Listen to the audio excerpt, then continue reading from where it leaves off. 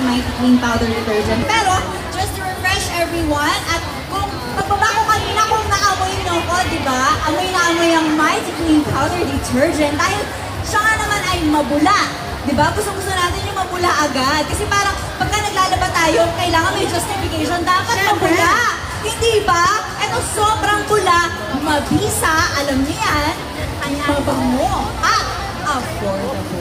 Oo nga naman, napakasulit at quality pa talaga. Oo! So pag-usapan nga natin ngayon, Miss Barbie, ano ba yung mga variant ng ating Mighty Clean Powder Detergent? Okay, syempre hindi tayo magdadamot. Meron tayong tatlong variant. Simulan natin sa kakulay ng damit ko, na may pirma ko. Ayan.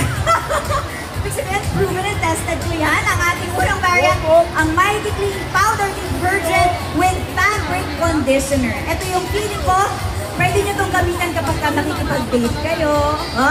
Siyempre, gusto nyo mag-leave ng good impression sa mga ka-date nyo. Siyempre,